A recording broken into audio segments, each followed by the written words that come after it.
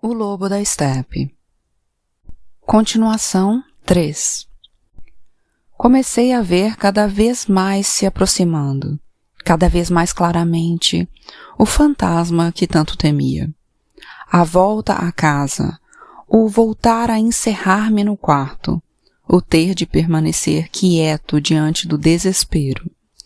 Não podia escapar a isso ainda que continuasse caminhando horas e horas. O regresso à minha porta, à minha mesa cheia de livros, ao divã com o retrato de minha amada pendurado em cima.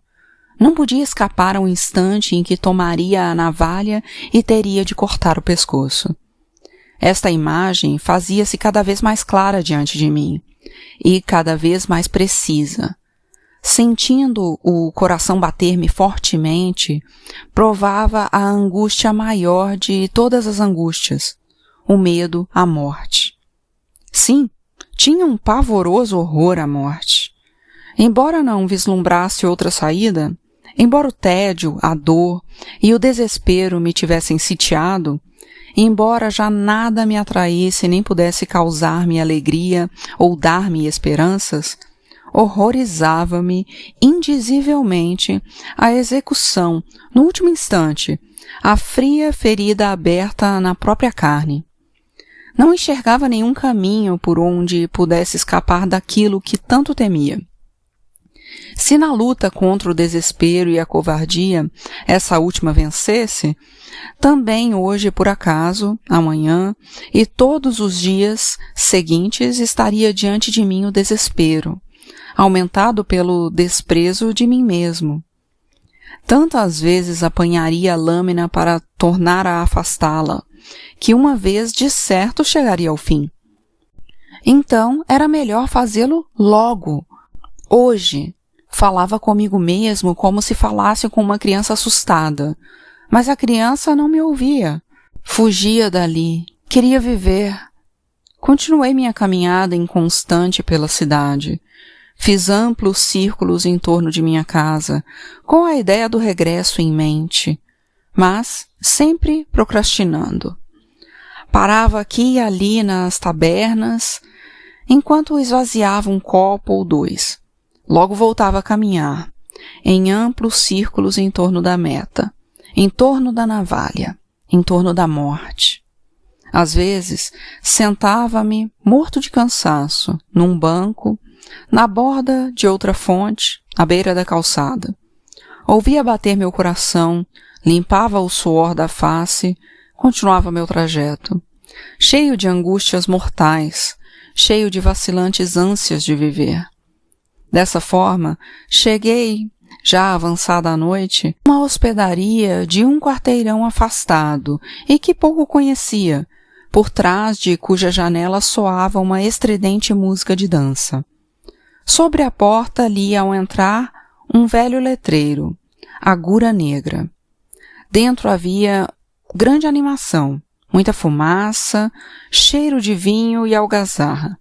No salão, mais para dentro, estavam dançando ao som de uma música ensurdecedora. Detive-me na primeira sala, onde havia umas pessoas simples, na sua maioria pobremente vestidas, enquanto que na sala de baile podiam-se ver pessoas elegantes. Empurrado pelos circunstantes, acabei por sentar-me a uma mesa, junto ao balcão. Uma jovem bonita e pálida estava sentada num divã junto à parede. Trazia um vestido de baile com grande decote e uma flor enfiada nos cabelos. Lançou-me um olhar observador e cordial ao me aproximar e com um sorriso chegou-se para o lado a fim de ceder-me o lugar. Com licença? Perguntei, sentando-me ao seu lado. À vontade, disse ela. Obrigado, respondi. Não consigo ir para casa. Não quero, não posso. Quero ficar aqui, ao seu lado, se é que me permite. Não devo ir para casa. Ela assentiu com a cabeça como se me compreendesse, e enquanto o fazia, observei a onda de cabelo que lhe ia da testa até atrás da orelha, e descobri que a flor, já murcha, era uma camélia, No salão, a música ressoava e diante do balcão as garçonetes transmitiam aos gritos os pedidos do público. Pode ficar aqui à vontade, disse uma voz que me fez muito bem. Por que não quer voltar para casa? Não posso. Tenho algo à minha espera. Não posso, não posso. É horrível. Pois deixa esperar à vontade e fique por aqui. Mas muito antes de mais nada, vamos limpar esses óculos, que assim não vai conseguir ver nada. Empreste-me o lenço. Que vamos beber? Borgonha? Limpou meus óculos e pude então vê-la melhor. O rosto pálido e a boca vermelha cor de sangue. Os olhos claros cinzentos, a testa lisa e fresca, com a onda a cair-lhe sobre a orelha. Afável, com um toque de ironia, começou a deixar-me à vontade.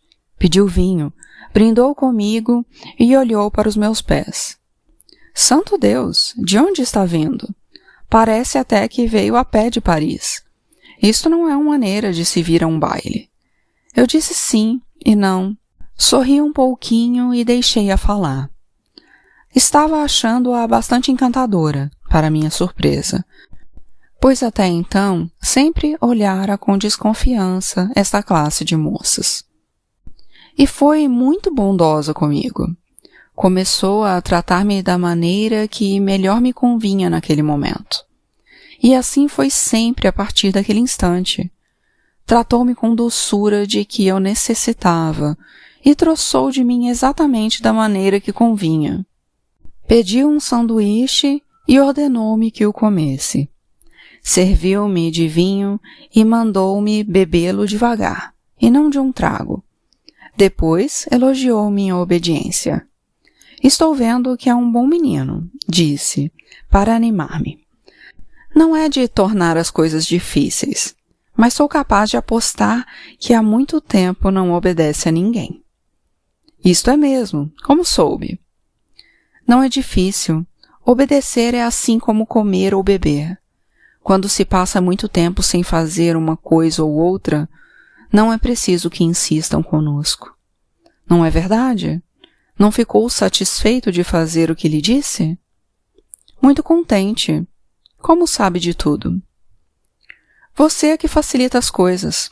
Sou capaz, talvez, de lhe dizer o que está esperando em casa e o que tanto o angustia. Mas você sabe muito bem o que é, e não precisamos falar no assunto, não é mesmo? Assunto desagradável. Ou a gente se enforca e está tudo muito bem, pois se deve ter lá suas razões para isso. Ou então continua vivendo sem se preocupar senão com a vida. O negócio é este. Ah, examinei.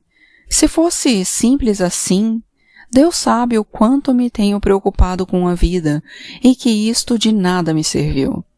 Enforcar-se deve ser uma coisa difícil, suponho. Mas viver é muito mais difícil. Só Deus sabe o quanto é difícil. Verá como é sumamente fácil. Já começamos bem. Limpamos os óculos, você bebeu, comeu. Agora vamos escovar um pouco essas calças e sapatos, e em seguida você vai dançar o shimmy comigo. Vai ver que eu tinha razão. Exclamei exaltado. Nada mais desagradável para mim do que deixar de satisfazer um desejo seu. Mas não posso aceder ao que me pede. Não sei dançar o shimmy, nem a valsa, nem a polca, nem como se chamam todas as outras. Nunca aprendi a dançar em toda a minha vida. Agora está vendo que a coisa não é tão fácil quanto diz? A bela jovem sorriu com os lábios cor de sangue e balançou a cabeça firme e resoluta. Enquanto a olhava, pensei ver nela alguma semelhança com Rosa Chrysler, a primeira jovem com quem me enamorei quando rapaz. Só que Rosa tinha os cabelos castanhos e a pele morena. Não me lembrava com quem se parecia aquela estranha jovem. Era alguém de minha primeira juventude, talvez de minha infância. Vamos com calma, disse, muita calma. Então você não sabe dançar. Dança nenhuma.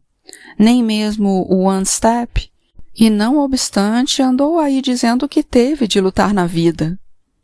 Esta é uma mentira grossa, seu moço, e não fica bem fazer isso na sua idade. Como pode dizer que a vida lhe deu muito trabalho se você nem sequer sabe dançar? É que eu nunca aprendi, não pude, ela sorriu. Mas aprendeu a escrever e a ler, não é verdade? E a somar, aprendeu latim e francês, possivelmente, e muitas outras coisas semelhantes? Aposto que passou uns 10 ou 12 anos na escola e estudou nela o possível, e talvez tenha até um título de doutor, ou conhece o chinês ou o espanhol, ou não. Muito bem, mas a verdade é que nunca dedicou um pouco de tempo nem dinheiro para aprender a dançar, hein? Foram meus pais, justifiquei-me. Fizeram-me aprender o latim e o grego e todas essas coisas, mas não me ensinaram a dançar. Não era uso entre nós. Eles próprios não sabiam dançar. Olhou-me friamente, com muito desprezo, e em seu rosto ficou a brilhar algo que me recordou a infância. Agora põe a culpa nos pais. Será que perguntou a eles também se podia vir hoje ao Águia Negra? Perguntou. Está me dizendo que morreram há muito tempo? Ah, talvez você não tenha aprendido a dançar em sua juventude, por ser uma criança obediente, embora eu não creia que você tenha sido uma criança modelo. Mas, e depois? Que foi que você fez durante tantos anos? Ah, confessei.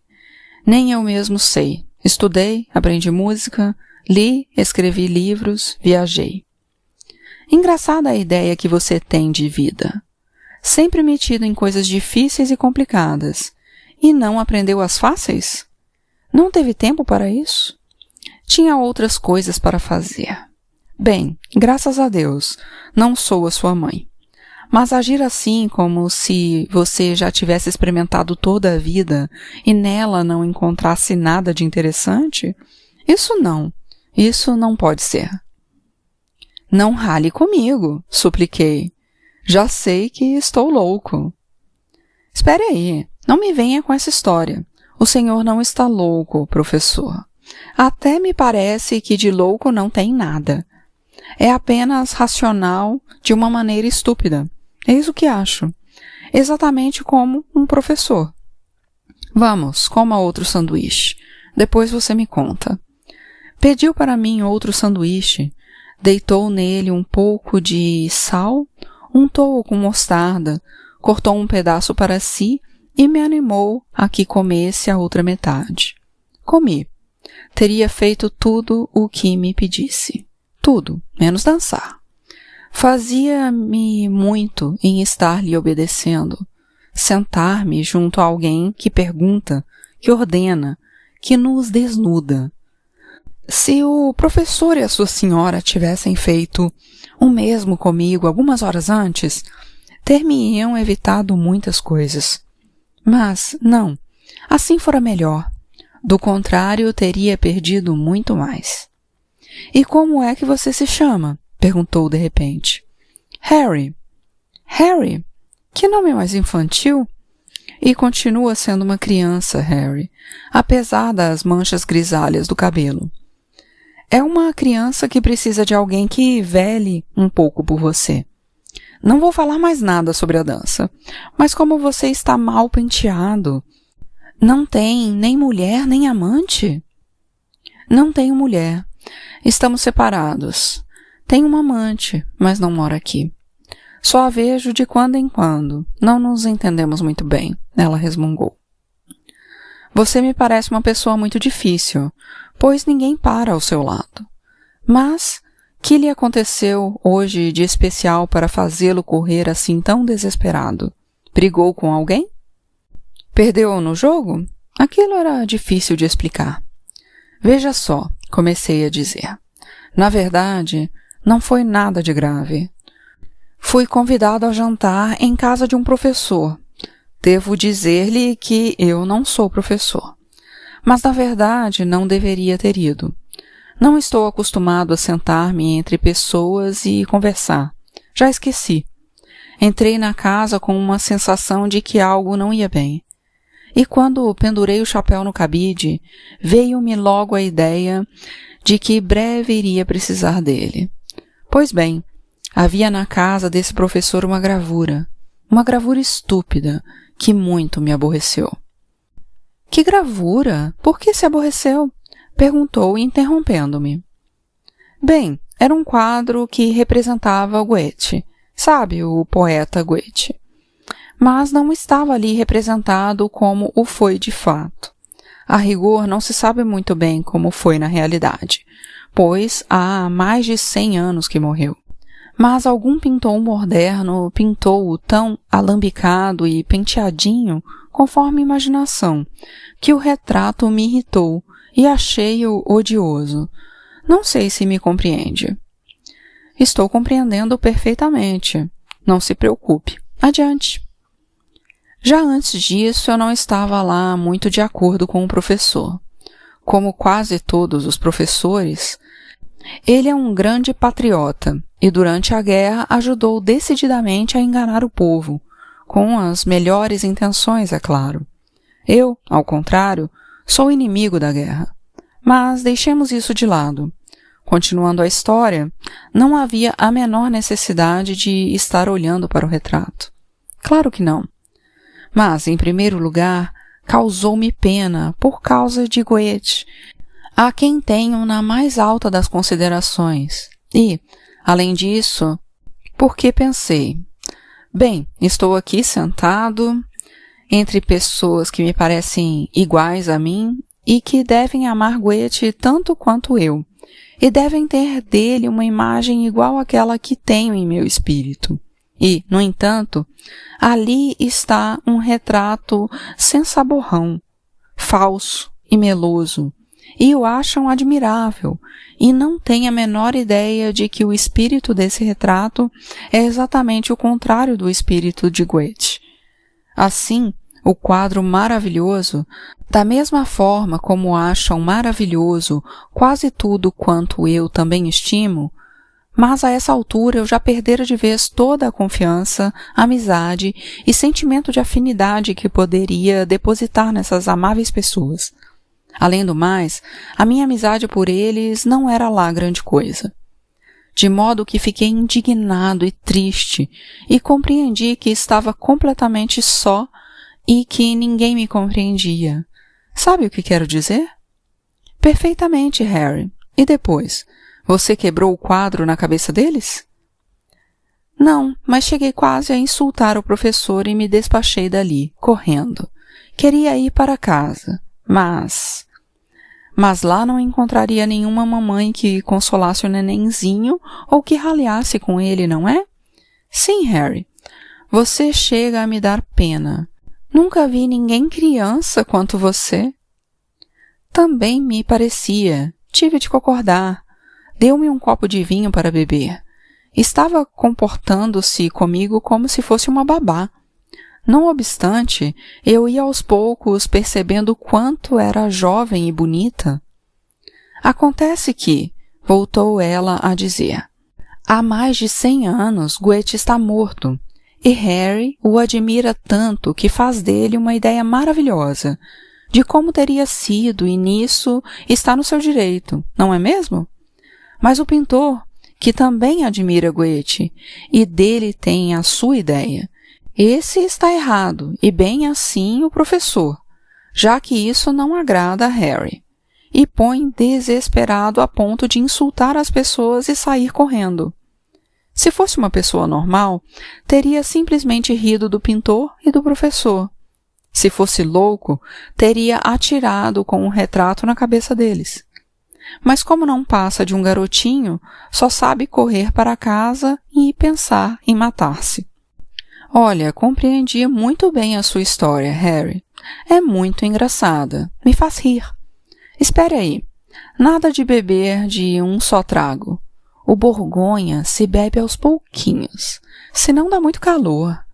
Puxa, a gente tem de ensinar tudo a você. Seu olhar era severo e admoestador, como o de uma governanta sessentona. Oh, por favor, senhorita, supliquei contente. Ensine-me tudo. Que você quer mais que lhe ensine? Tudo o que a senhorita houver por bem. Olhe, vou lhe dizer uma coisa. Há cerca de 1 hora que eu estou chamando com toda a intimidade de você e você ainda vem com esse negócio de senhorita. Cheio de frases rebuscadas, sempre complicando as coisas. Quando uma pessoa trata a gente com intimidade, e isso não nos desagrada, devemos tratá-la com intimidade também. Bem, já lhe ensinei uma coisa. Depois, em segundo lugar, há meia hora sei que se chama Harry. Sei porque lhe perguntei, mas você nem sequer se interessou em saber o meu nome. Oh, por favor, me interesso sim. Quero saber como se... Agora é tarde. Se nos encontrarmos de novo, pode então me perguntar. Hoje é que não digo. E agora vou dançar. E como fizesse menção de levantar-se, meu ânimo abalou-se e a angústia tomou conta de mim. Pois se ela fosse e me deixasse só, tudo iria começar de novo. Como uma dor de dente que passa por um instante e depois volta a abrasar como fogo. Assim, reapareceram em mim a angústia e o horror. Ó Deus, tinha conseguido esquecer? Então, o que estava à minha espera? Podia esperar outra coisa? Espere, exclamei suplicante. Não se vá. Você pode dançar o quanto quiser, mas depois volte para cá. Volte de novo, volte. Levantou-se sorrindo. Imaginava-a mais alta. Era esguia, mas não muito alta. Voltou de novo a lembrar-me alguém. Quem seria? Não conseguia atinar. Volta, promete? Prometo, mas isso pode durar um instante ou 1 hora, talvez. Quero dizer-lhe uma coisa. Feche os olhos e descanse um pouco. É disso que você está precisando. Afastei-me para que ela passasse e a saia roçou-me os joelhos. Ao sair, olhou-se num pequeno espelho de bolsa, ergueu as sobrancelhas e passou a esponja pelo queixo. Depois, desapareceu no salão do baile. Olhei em meu redor, caras estranhas, homens fumando, cerveja derramada sobre os mármores das mesas. Vozerio e algazarra por toda a parte, e música de dança em meus ouvidos. Eu devia dormir, me dissera ela. Ah, boa menina, se você soubesse que o meu sono é tão arisco quanto uma doninha, dormir em meio a esse tumulto, sentada a uma mesa, entre o brindar de copos de cerveja. Só havia um pouco de vinho. Tirei um cigarro do bolso, procurei o fósforo, mas como, na realidade, não tivesse nenhum desejo de fumar, pus o cigarro diante de mim sobre a mesa. Feche os olhos, me dissera ela. Sabe Deus que a moça tinha aquela voz, uma voz tão bondosa e maternal, fazia-me obedecer-lhe. Isso eu já havia descoberto antes. Fechei os olhos obediente, apoiei a cabeça na parede, ouvi o ruído de 1000 vozes que vinham chocar-me contra. Achei graça da ideia de dormir naquele lugar. Resolvi aproximar-me da porta do salão de baile e dar uma olhada para dentro. Queria ver a minha formosa companheira dançando.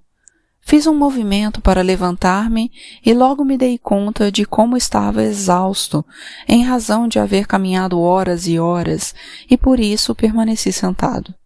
E logo adormeci, como me fora ordenado pela voz maternal. Dormi ansioso e agradecido, e sonhei, um sonho claro e belo, como há muito não me era dado sonhar. Sonhei que estava sentado numa sala de espera, já fora de moda. A princípio, sabia apenas que tinha uma entrevista marcada com uma pessoa importante. Logo percebi que era o Sr. von Goethe, quem iria receber-me. Infelizmente, eu não estava ali em caráter pessoal, mas como correspondente jornalístico, o que muito me desagradava, e não podia compreender por que demônios me tinham metido naquela enrascada. Além disso, estava preocupado com um escorpião que aparecia de vez em quando e tentava subir-me pela perna. É certo que saberia defender-me contra o negro rastejante, mas não sabia agora onde se escondera e não me atrevia a procurá-lo. Ademais, não estava muito certo se, por engano, me haviam anunciado a Mattisson em vez de Goethe, a quem confundi de novo em sonhos com Burger, pois lhe atribuí os poemas de Molly. Por outra parte, eu teria apreciado muito um encontro com Molly, pois a imaginava maravilhosa, delicada e musical. Se pelo menos não estivesse ali amando daquele maldito jornal, meu mau humor foi aumentando, e pouco a pouco me concentrava sobre Goethe, a quem já inventava fazer várias reprovações. A entrevista talvez não se encaminhasse a bom termo. O escorpião, apesar de perigoso e escondido bem próximo de mim, talvez não fosse tão mau assim.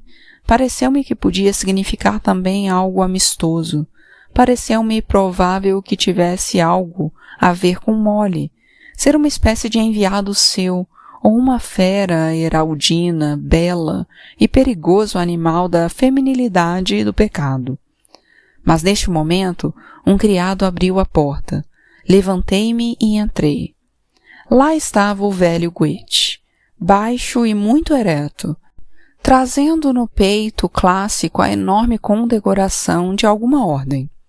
Dava a impressão de que ainda governava, de que estava concedendo audiências, de que ainda controlava o mundo sentado em seu museu de Weimar. Pois mal olhou para mim. Com um movimento de cabeça me lembrava um velho corvo. Começou a falar pomposamente.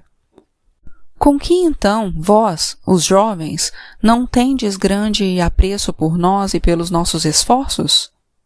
Exatamente, disse eu, gelado pelo frio olhar ministral. Nós, os jovens, não estamos muito de acordo com Vossa Excelência.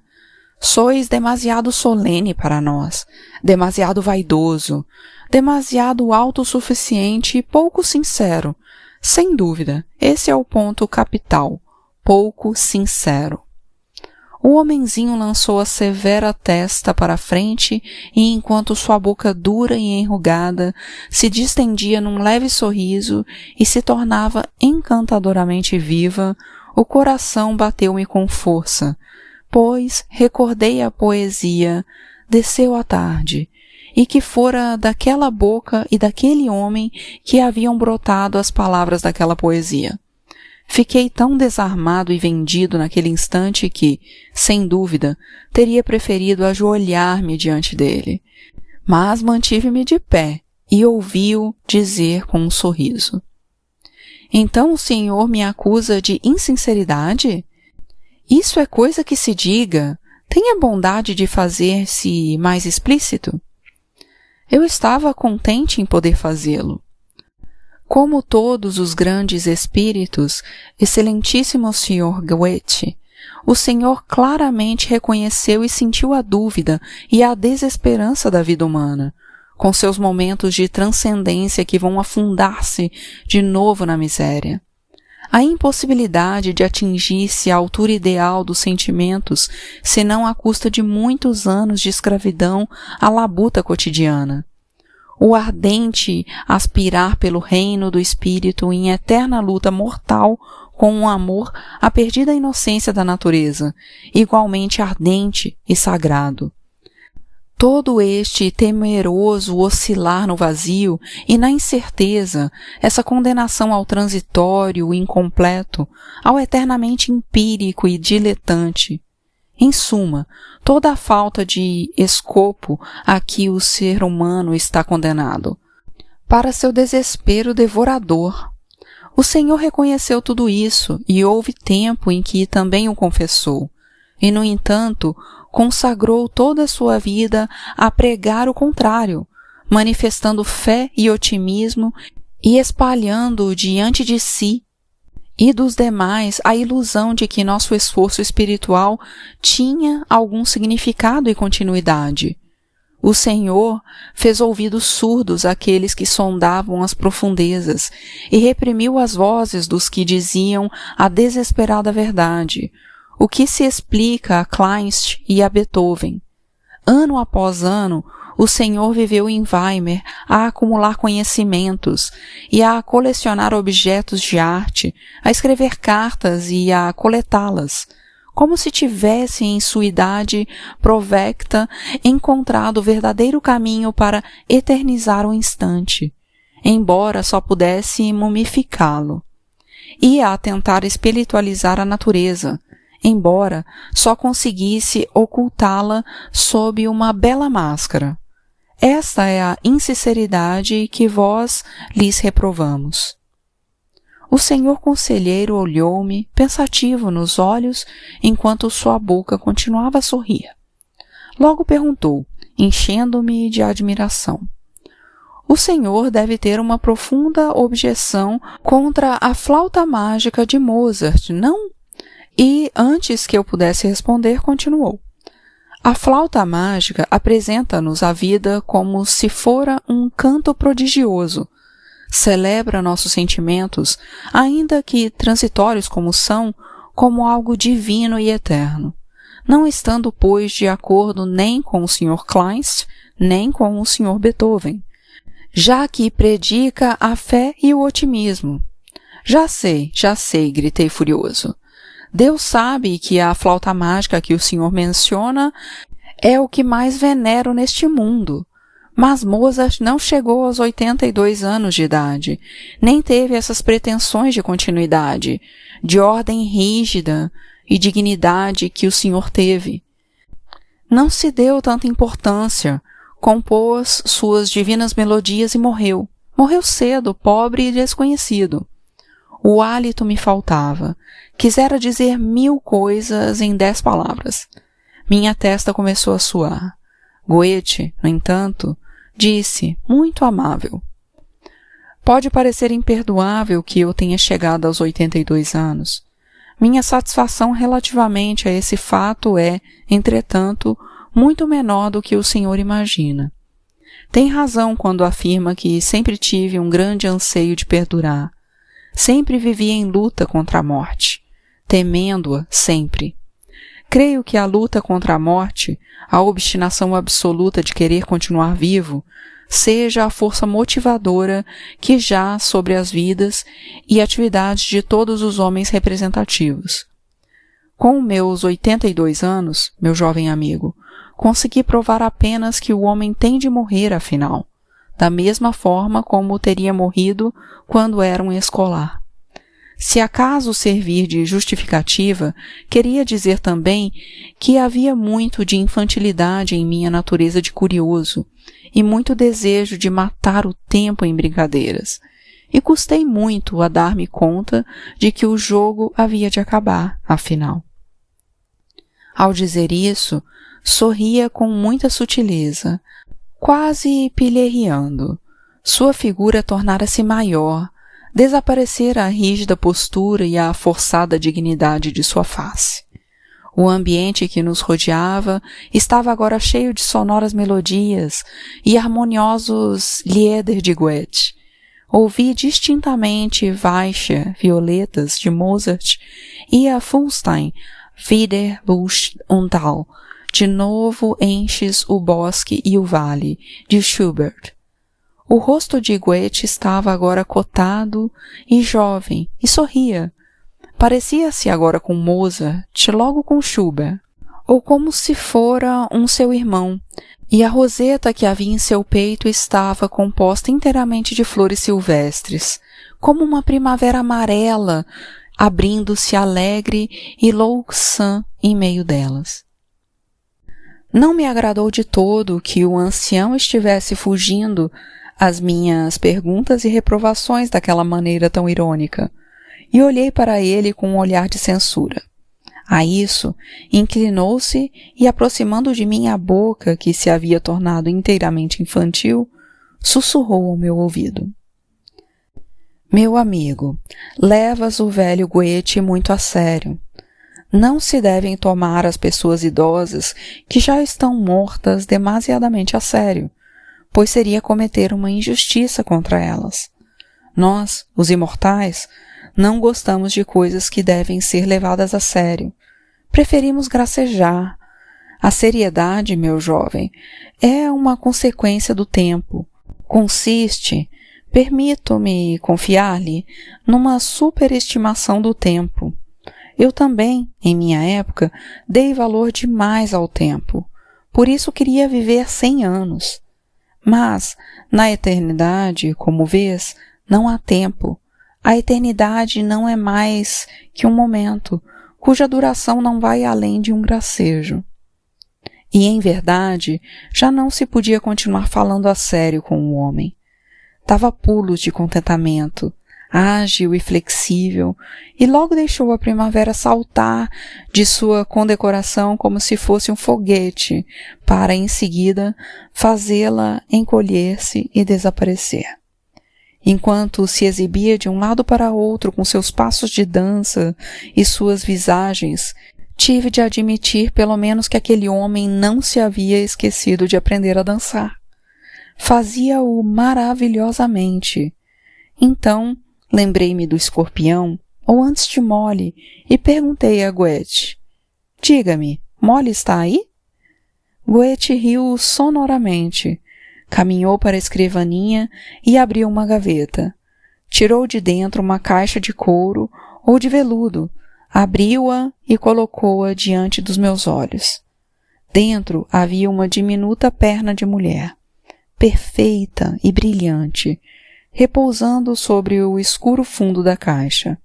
Uma perna encantadora, um pouco inclinada no joelho, estirando o pé para baixo e com os delicados dedos em ponta. Estendi a mão e quis apanhar a pequenina perna que tanto me havia encantado. Mas quando quis tomá-la entre meus dedos, me pareceu que o brinquedinho se movia com imperceptível movimento, e de súbito assaltou-me a suspeita de que poderia ser o escorpião. Goethe pareceu compreendê-lo. Parecia mesmo que o tivesse feito de propósito, com o fito de provocar aquela febril dissensão entre o desejo e o temor.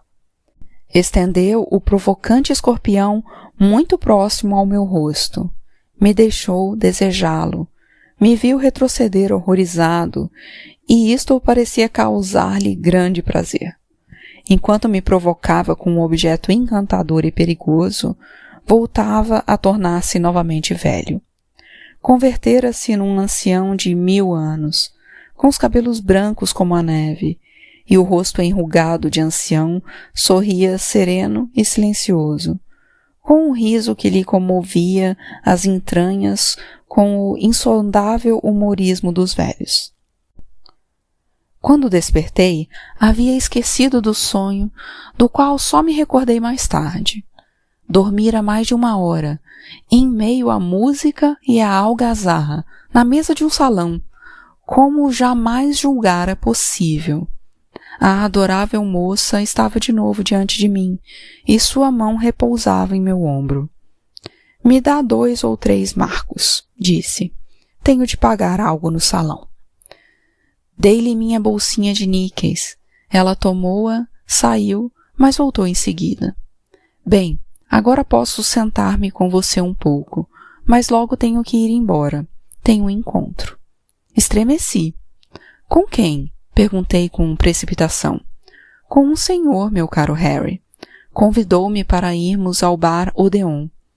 Oh, pensei que você não me deixaria sozinho. Então, por que não me convidou? Alguém passou à sua frente. É bom, que assim você economiza dinheiro. Conhece o Odeon? Depois da meia-noite só servem champanhe. As poltronas são de veludo, tem uma orquestra de jazz. Tudo muito elegante. Eu jamais dera importância a tais coisas. Ah, disse suplicante, mas eu quero convidá-la. Pensei que estivesse subentendido, agora que somos amigos. Escolha o lugar que bem lhe aprouver. Venha, por favor, eu lhe peço. Muito obrigada, mas acontece que palavra é palavra. Já me comprometi com outro e tenho que ir. Mas não fique triste por isso. Vamos, beba outro gole. Ainda há muito vinho na garrafa. Beba-o e depois vá tranquilo para casa. Prometa-me. Não, para casa não posso ir. Ah, voltamos à mesma história de sempre. Será que você não entra em acordo com Goethe? Neste momento recordei-me de meu sonho com Goethe. Mas, se é verdade que não quer ir para casa, pois então fique aqui. Eles alugam quartos. Quer que eu peça um para você? A ideia agradou-me e perguntei-lhe quando voltaria a vê-la, onde morava, mas ela não me disse. Bastava procurá-la por ali que acabaria encontrando. Posso convidá-la para irmos a algum lugar? Que lugar? Qualquer lugar que você queira. Está bem. Terça-feira podemos jantar no Velho Franciscano, no primeiro andar. Nos encontraremos lá. Estendeu-me a mão e analisei que esta se casava perfeitamente com sua voz, formosa e cheia, sábia e bondosa. Ela sorriu irônica enquanto eu lhe beijava a mão. E, no último instante, voltou-se de novo para mim e disse: quero dizer-lhe mais uma palavra a propósito de Goethe. O que lhe aconteceu em relação a Goethe, de quem não pode suportar certas representações, acontece comigo em relação aos santos. Aos santos? Você é tão religiosa assim? Não, não sou religiosa, infelizmente. Mas já fui noutra época e mais tarde voltarei a ser. Agora não tenho tempo para isso. Não tem tempo? É preciso ter tempo para ser religioso? Claro que sim. Para sermos religiosos é preciso tempo, muito tempo. Ter independência de tempo. Não se pode ser formalmente religiosa e viver ao mesmo tempo na realidade e levar as coisas a sério. O tempo, o dinheiro, o bar-odeon e tudo mais. Compreendo. Mas o que foi que disse a propósito dos santos? Bem, há muitos santos pelos quais tenho devoção. Santo Estevão, São Francisco e outros. Às vezes vejo imagens deles e também do Salvador e da Virgem Santíssima. Imagens tão piegas, tão falsas e estúpidas que não posso suportar. Como lhe aconteceu com a gravura de Goethe? Quando vejo uma imagem tão melosa e apalermada do Salvador ou do Santo de Assis, que outros acham tão devota e edificante, considero-a um insulto ao verdadeiro Salvador. E penso, ele viveu e sofreu tão terrivelmente para que as pessoas se contentem com uma estampa tão idiota? Apesar disso, sei também que a imagem que faço do Salvador ou de São Francisco não passa de uma imagem humana que não alcança nem de leve a imagem original, e que o Salvador, por sua vez, acharia a imagem anterior que faço dele tão estúpida e insuficiente quanto acho aquelas estampas medíocres. Estou lhe dizendo isso não para lhe dar razão por seu mau humor ou sua fúria contra o retrato de Goethe. Não, nisso você não tem razão. Digo-lhe simplesmente para demonstrar-lhe que posso compreendê-lo. Vocês, os artistas, os eruditos, têm coisas singulares no miolo, mas no fundo não passam de pessoas iguais às outras, e nós também temos nossos sonhos e fantasias na cabeça. Também notei, ilustre senhor, que teve certa vacilação em me contar sua história sobre Goethe, que deve de esforçar-se para compartilhar suas ideias com uma moça simples como eu.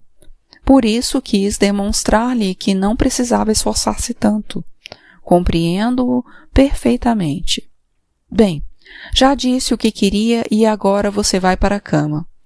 Ela se foi e uma velha criada subiu comigo 2 lances de escada.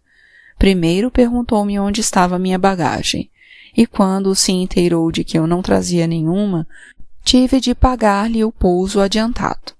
Depois levou-me por uma escaravelha e escura até um quarto e me deixou só.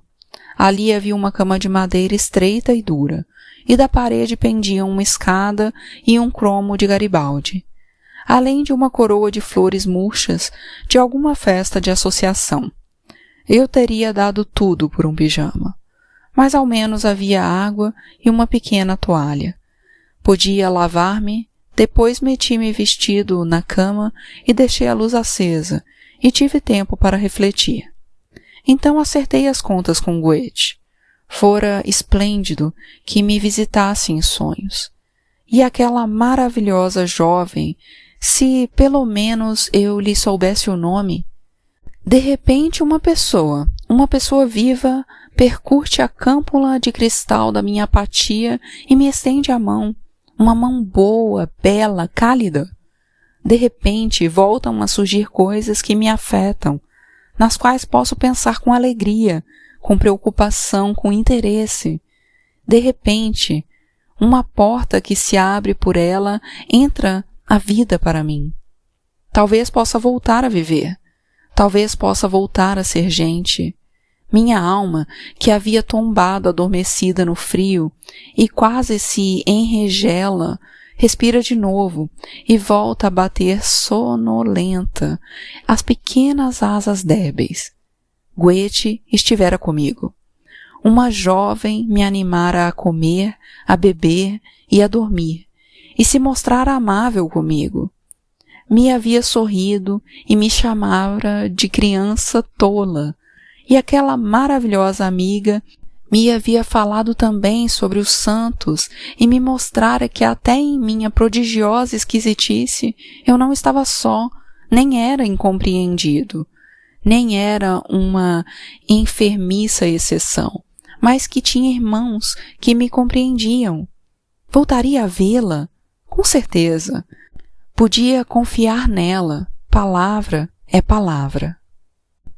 E antes que me desse conta, peguei no sono e dormi durante 4 ou 5 horas. Eram mais de 10 da manhã quando acordei, com as roupas todas amarrotadas, exausto, e em minha cabeça a memória semi-esquecida da sensação horrível do dia anterior. Mas estava vivo, tinha esperança e felizes pensamentos. Ao voltar para casa, já não sentia aquele terror que teria sentido se regressasse na véspera.